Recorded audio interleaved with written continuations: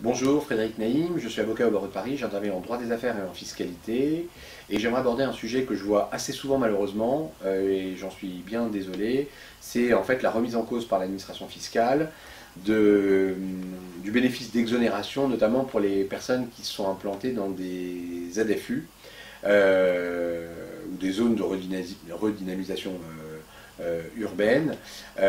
Et en gros, ces entreprises vont donc s'être installées localement dans des zones qui sont bien géographiquement éligibles, mais où en fait par une série de contrôles, on va remettre en cause le bénéfice de l'exonération pour plein de choses, plein de raisons.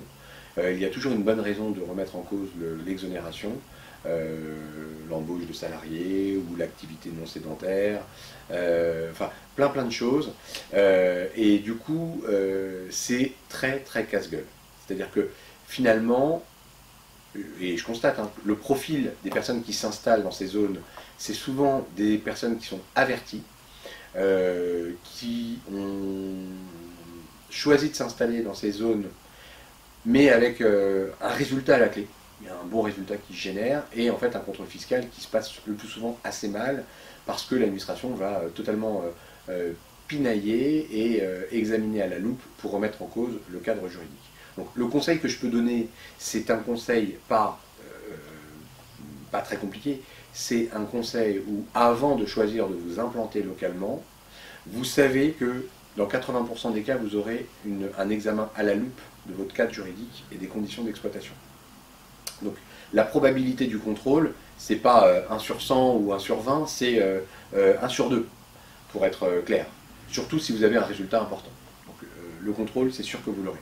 Donc plutôt que de partir avec la dynamique de penser qu'on a une économie d'impôts et de se retrouver 3-4 ans plus tard avec un problème évident, ne pas hésiter vraiment là de choisir d'aller voir l'administration fiscale avec un dossier extrêmement complet, une sorte de cahier des charges de ce que vous allez faire, mais vraiment détaillé, complet et exact, duquel vous ne vous dégagerez pas, pour dire et demander à l'administration fiscale un rescrit, une position fiscale claire et nette sur ce que vous allez faire. C'est pour moi essentiel.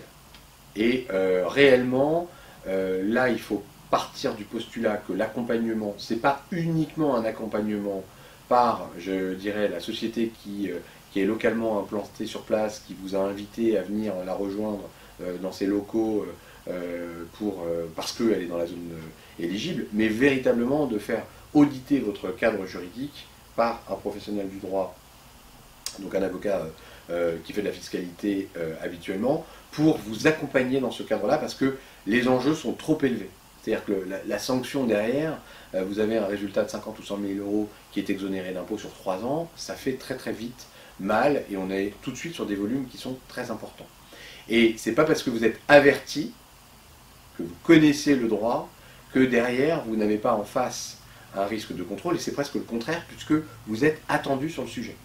Moi, c'est un peu comme les niches fiscales, vous savez, quand on a des dispositifs défiscalisants, et où quasiment systématiquement, vous avez un contrôle derrière de la niche fiscale, où l'objectif de l'administration, c'est de le remettre en cause. Là, c'est la même chose.